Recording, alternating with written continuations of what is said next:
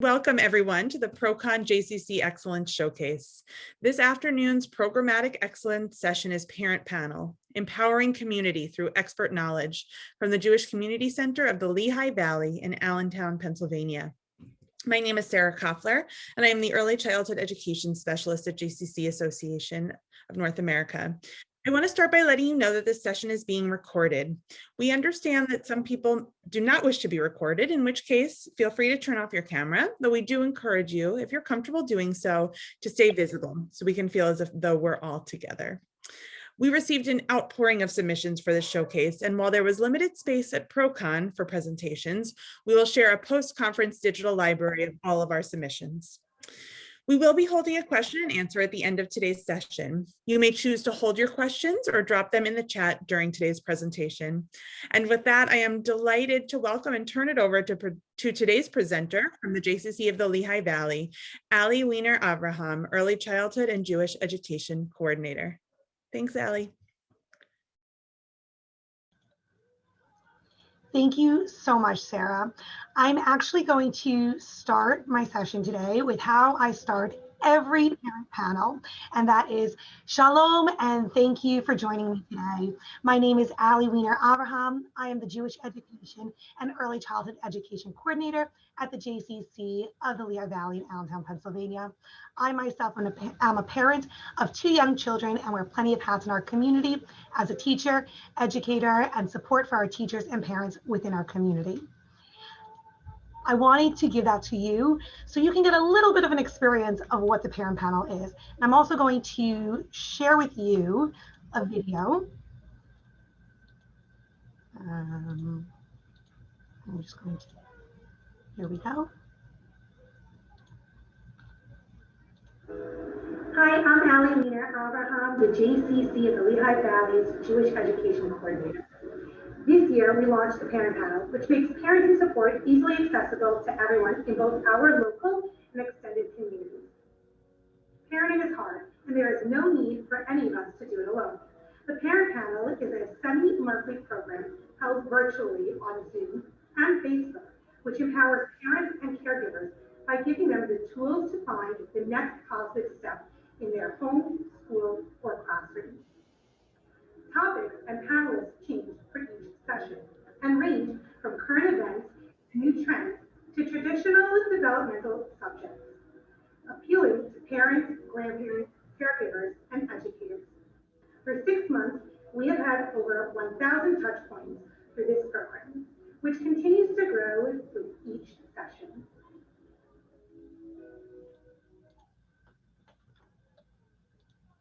Sorry, I had to see where the stop sharing button was. So I just wanted you guys to get a little bit of a glimpse of what the parent panel is. And I have a PowerPoint to share with you guys.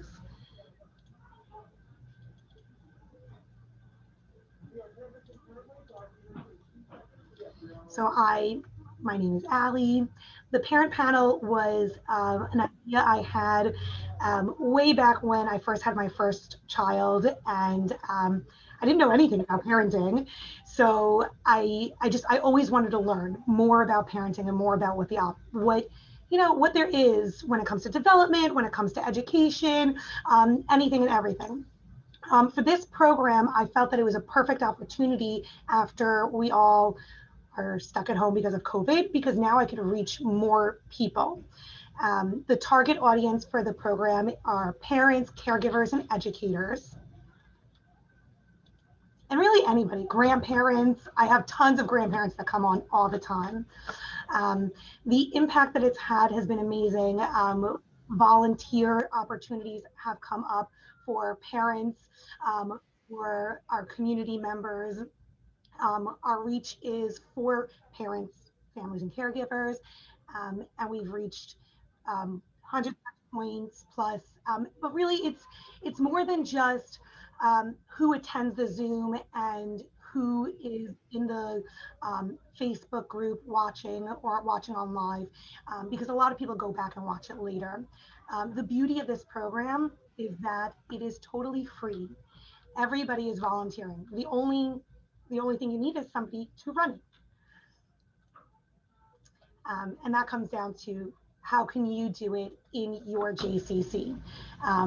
Finding those key people to volunteer is the most important thing. My first place that I looked are our very own parents, our staff here within our building, and people that our staff also are connected with, and people that our parents are connected with. I was one, when I first started it, I spoke at the very first panel because I felt like it really related to me. And I've had our ECE director speak at a panel, and I mean, constantly have parents speaking who just love to volunteer their time to help other families. And really technology, you need somebody who knows how to use and play around with Zoom, knows how to navigate Facebook, and other social media aspects are good, but if you have the basic knowledge of Facebook Live and Zoom, you're pretty good. There are a ton of partnership opportunities. You can partner with pediatricians, other medical professionals. Therapists are my first go-to. Occupational therapists, physical therapists, speech, behavioral therapists are, you could have more than one behavioral therapist talk about multiple different topics. So just because you go to a behavioral therapist for one topic doesn't mean that you can't approach them again for something else. And that goes for all therapists and all speakers. Child psychologists, PJ Library I've partnered with, youth directors, educators, and health and wellness professionals. This is where I really wanted to focus my session on the outcome, the challenges that I've run into, the strengths that I've realized, some updates that we've done, and the overall takeaway. So some challenges that I've run into is a good time for everyone. If you're a stay-at-home parent, you're probably looking for something during the day. If you're full-time working, by the time you get home, you're ready to put your kids to bed. And I don't know about you, but a lot of times I fall asleep while putting my kids to bed. So I can never find a good time. Half the time my children are on the session with me because I am a parent, and it's important for those families and those parents who come to the sessions know that I'm a parent, because it makes me more relatable for them to know that I am probably going through the same struggles that they're going through. So in finding interesting topics that many people want to attend, finding the speakers for those hot topics, community involvement during the sessions. So sometimes we've had low attendance, so how to navigate through those challenges. And this one I left for the end, speakers get sick. I've had multiple times now, thanks to COVID, where even a sneeze makes people worried. Day of our session, where a speaker called me up or sent me a message because they really weren't feeling well, to let me know that they will not be able to do the session that night, leaving me in frantic, but always able to find somebody to step up to the plate and help me out that night. The strengths for this program, I have learned how to use Zoom, Facebook Live, and Facebook Live to my advantage. If I have low attendance on Zoom, nobody has to know. My speaker's on one side, I'm on the other. I have a list of questions already available. Parents can send questions in beforehand. When we are streaming live to Facebook, you will only see you'll only see the speaker, myself, and people who choose to unmute. So, you could just be you and the speaker, and nobody will ever know. They'll think you have an entire Zoom room full of people. Creating easy accessibility. The beauty of this is that you don't have to join Zoom. There is a link that is automatically generated that we send out. Parents can click on it, sign up, and join the Zoom. Up until halfway through the session, they can still join the Zoom. But you don't have to be in the Zoom. You don't have to show your face. You can watch live on Facebook, or if you missed the Zoom, it is also recorded and stored in a Facebook group that you can go on and watch at any time. You never have to post, you never have to share information. Parents and educators can send me messages privately if they have questions in advance. There is really a low barrier for this program. And because of that, we have had so many new faces or new involvement in our JCC. We constantly have parents who walk down the hall a day or two after our session and tells me so many important things that they heard in the parent panel, and I had no idea that they were actually watching. So it's reaching new families. It's reaching anybody who shares it on their Facebook reaches more people. So the information is just being broadcasted to so many people, and that also brings interest back into to our JCC. So here we go.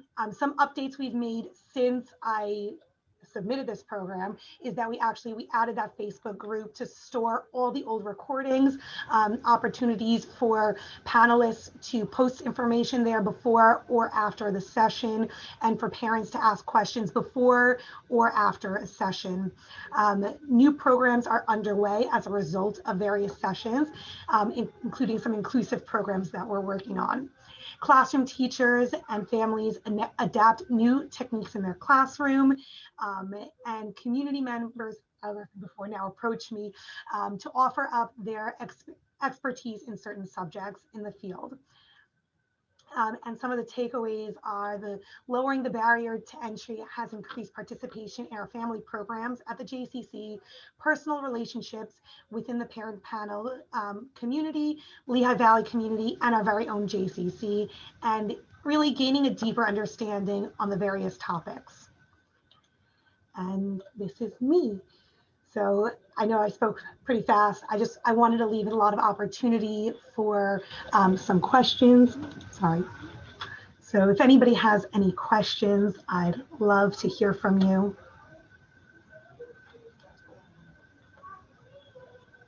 Feel free to use the chat box. You can virtually raise your hand, actually raise your hand, call out, whatever's most comfortable for you. We're eager to hear your questions.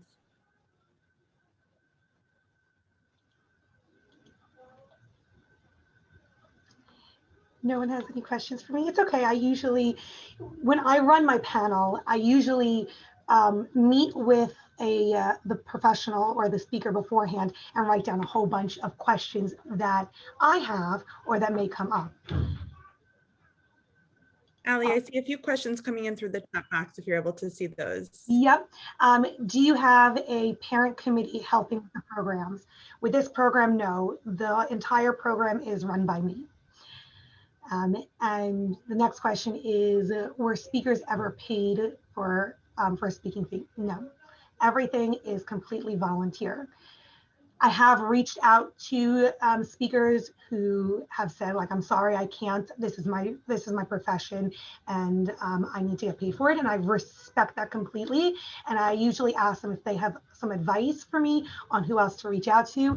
And almost every time they have somebody who can help me out with a topic.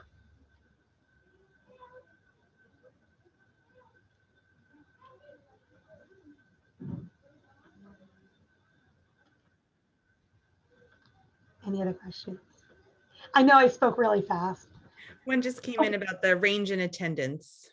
That's a great question. So on Zoom, it varies. I've had as low as 3 attendants to almost 30 attendees in Zoom. But I find what's very interesting is that we were primarily mostly on Zoom, and now I find that most people attend on Facebook. I keep the live stream up right on my phone as I'm doing the session, so that I can ask questions from Facebook as well. And I always jot down. I would say that live during the actual live and people who are asking questions and commenting, I get about 20 or 30 now on Facebook. But it's always afterwards is when I get the most attendance or the most engagement the families that go back and watch the videos from the Facebook page or from the Facebook group. At first I was starting to get worried about the attendance. I noticed we were dropping. But then it kind of like, it surprised me to see how many we had on Facebook. So it's really nice to know that they're still coming. And I constantly post questions in different mommy groups in the Lehigh Valley, and like overall, like I belong to like Jewish women around the world and all these kind of Facebook groups, asking people what they want to know about and what they would like to hear. And the goal is always to make it free and open to everybody. So you don't have to live in the Lehigh Valley. You don't even have to live in Pennsylvania. You can live in Israel. I've had a speaker from Israel at one point. You can attend at any point, no matter where you are. I have a lot of people who, surprisingly, I get both spouses come on from work or from home on a very, hot topic for them, especially like picky eaters. That was interesting to see multiple parents in different locations join. And I've got parents and their parents, so 2 or 3 generations joining on, especially like when I had a session on I did one on understanding autism, and families who had newly diagnosed children invited their extended family to come on and really understand what they're going through with their children. So it's nice to see that wide range, not just in numbers, but of who is attending.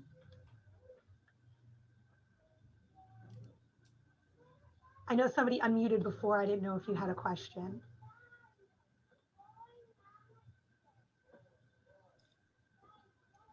Allie, maybe you could tell us a little bit more about the ways that these opportunities for connecting or attending these programs have sort of turned into engagement over time. Are you seeing a lot of the same faces over and over again in your experiences? Are you getting new faces often? Tell us about how it's affecting families' relationships with you and your JCC. That's a great question. I do see a lot of the same faces that come to similar topics. So if I'm doing a bunch of developmental based topics, those are the same types of families. If I'm doing Jewish based topic, I see those are similar faces for that as well. I find that once I've engaged them, especially through the panel, then they tend to come to me with more questions or how to follow up, what the next step is. I guess the main goal of this program is to help parents and caregivers and teachers find the next right step for them and for their children. So I know there were 2 parts of that question. They're more involved here. They come into the building more. I've had quite a few families sign up for programs that were originally, the first time I ever saw them was on a parent panel. So that's really exciting. Some families that joined our ECE program after attending a parent panel, or that had interest in some of our other bigger, larger programs like camp and things like that, that first found out about us through our parent panel. I don't know if that fully answered your question. Good, thank you. Miss Lisa was one of our panelists at the very beginning. I know, I just want to speak to that. I'm the director over here at the JCC of Lehigh Valley, and I have the honor of working with Allie, and I can tell you somehow she roped me into doing one of these. I'm like, what? Like, my children are grown, they're 30 and 25. So I was like, what can I talk about? But we actually found a great topic, which we used around Hanukkah, and I refer to as the December dilemma.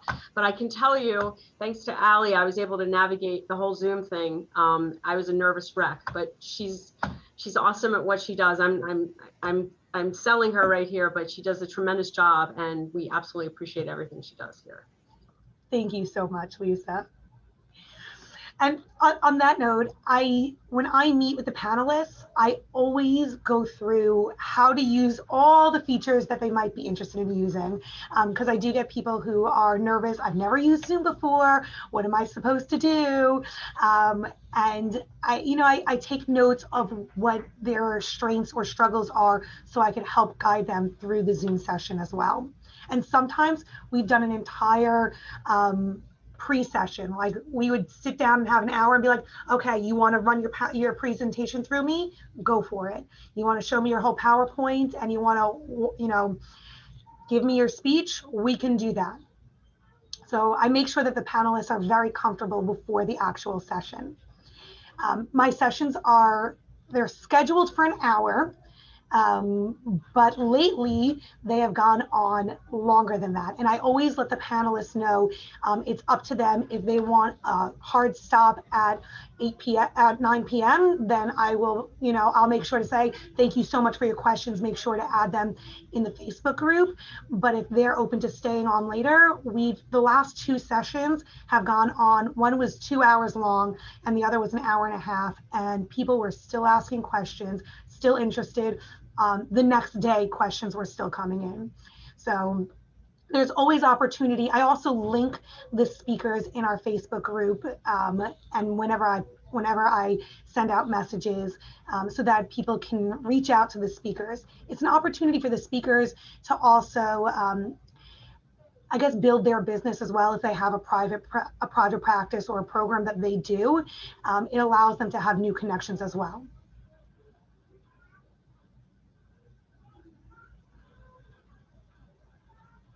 Any other questions?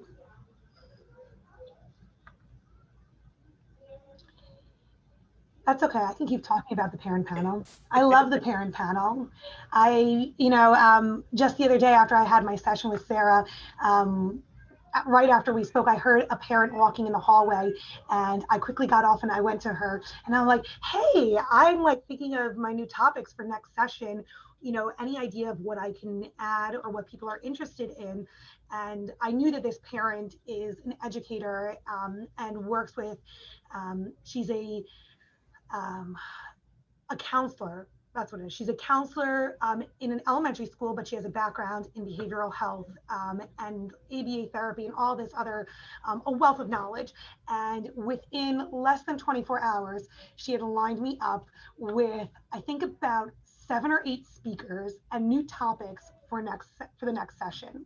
So all it takes is finding the right parent, finding the right person that has those connections. And I reach out to everyone. I mean, most of my speakers, I'd love to say that most of my speakers are local, but I've had people from Texas, Ohio, I mean, like just all over the place because it's virtual and it's, can just continue going, people everywhere.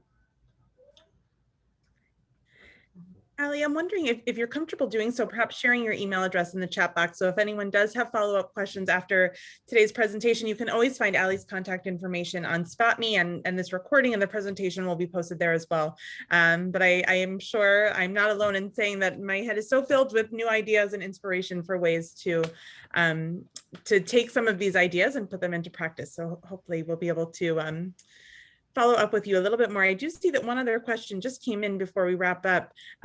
Jody asking, so the panel becomes a place to identify like challenges or dilemmas with professionals to give recommendations and solutions in your experience, which topics worked really well. Yes, exactly. That is exactly it. The goal is that this is the next right step for those looking for guidance. Some topics that were extremely hot was understanding autism. I mean, we are at the end of April right now, but April is Autism Awareness or Autism Acceptance Month. And I took a new perspective to autism. My son was diagnosed this year, so it became very personal to me. And I looked for somebody who can give me a perspective of what my child was going through. So if you're interested in hearing that, it's totally different than hearing the medical aspect of what autism is all about, how it affects you. This is a parent who she herself has autism, so do her children, and so does her partner. And it was just that was a session that lasted 2 hours and continued going and helped to brainstorm future programs. Other really big topics are nutrition-based, picky eaters, how food affects your brain.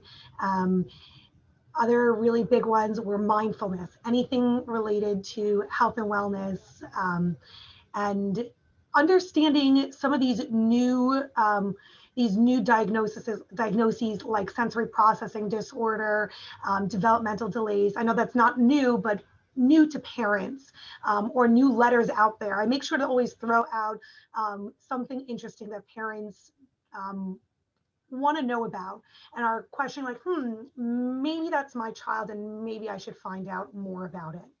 And I always try to find a really catchy phrase for my topics. Like, I've got one coming up at the end of this season on why is my child still not sleeping? So, you know, it's about helping parents see that it's easy to find those resources, and I mean, giving them what they're looking for. And you can always share it with anybody. That's the beauty of it. It really is open to everyone. Thank you so much, Allie. This was so inspiring, informative, exciting. I know it gives us all so much to think about and bring back to our own centers. And thank you to all of you for being here with us today. Before we close, I just want to share a few announcements about other exciting opportunities coming up at ProCon. First, at 5:15 p.m. Eastern today, so just 18 minutes from now, please join us in J Cafe, our virtual coffee lounge, to connect with fellow JCC colleagues in a relaxed and informal setting. J Cafe is a great place to recap your day at the conference, chat about the latest shows on Netflix, and meet people outside of your peer community. And you can start your day tomorrow by connecting with colleagues at our Mindful Motivator at 12 p.m. Eastern. Log on for 15 minutes to set your intentions for the day and prepare to bring your whole self to a full day at ProCon. After a brief welcome, you can choose from one of several mindfulness opportunities and breakouts, including meditation, movement, or goal setting, and then spend 10 minutes doing just that. These sessions are sponsored by and will be led by instructors from Les Mills. And once you're in the right frame of mind and body, you'll be all set for the second set of enrichment electives. You can find all the topics on Spot Me. Thank you all so much for being here. Allie, thank you again so much for leading such a beautiful conversation discussion, for sharing your insights into this amazing program you've created. Thank you all. Enjoy the rest of your afternoon. Be well, take care, and we'll see you soon. Thank you.